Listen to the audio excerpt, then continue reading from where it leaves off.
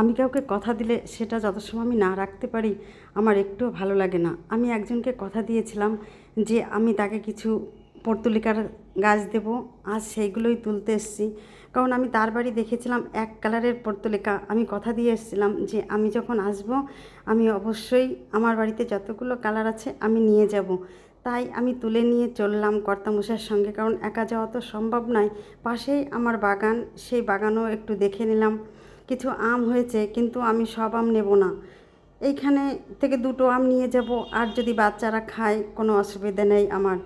কিন্তু আসার পথে এদেরকে দেখে আমি থমকে গেলাম এবং কর্তামশাইকে অনেক বলার পরে গাড়িটা থামালো। আমি রাস্তার পাশ থেকে এদেরকে নিয়ে চলে এসেছি আমার বাড়িতে। আর এনে তো ফেলে রাখলে চলবে না, লাগিয়ে দিতে হবে। আমি লাগিয়ে দিয়েছি, কারণ আমার বাড়ির আশেপাশে আমি একটা কালার দেখেছি কিন্তু সাদা কালারের এই গাছগুলো আমি কখনোই দেখিনি।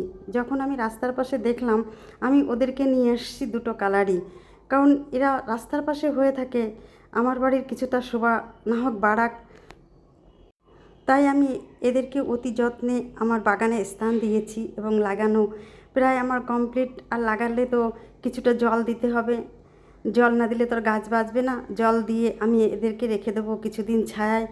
যাক, অনেকটা বেলা হয়ে গেল, এখন চলে আসতে হবে রান্না করতে, কারণ সবার জন্য রান্না করতে হবে। আমি রান্নাটা বসিয়ে দিয়েছি, ছেলে মেয়ে ওঠার আগে কিছুটা রান্না গুছিয়ে নেব। আর আমারও অনেকটা কষ্ট হয়ে গেছে, একটু চা বসিয়ে দিলাম নিজের জন্য আর কর্তামশার জন্য, দুজনে একটু চা খেয়ে নেব। অনেক দিন পড়ে আছে, আমার কিছু গ্রোসারি এসেছিলো, সেগুলোকে আমি না গোছাতে পেরেছি না কিছু করতে পেরেছি, সেইভাবেই এখানে পড়ে আছে। আজকে ভেবেছি সেগুলো গুছিয়ে নেব। অনলাইন থেকে সব বাজার আমরা করি না, মোটামুটি কিছু বাজার আমাদের করা হয়, যেগুলো এখানে আমি গুছিয়ে রাখছি, কারণ গুছিয়ে রাখলে পরে সারা মাসই কাজ করতে অনেকটাই সুবিধা হয়। আর আপনারা তো জানেন আমি গুছিয়ে রাখতে পছন্দ করি। এদিকে আমার চাটা হয়ে গেছে, চাটা খেয়ে আমি বাদবাকি রান্নাটা করে নেব। আজ আসি, আবার আপনাদের সঙ্গে দেখা হবে নতুন কোনো ভিডিওতে।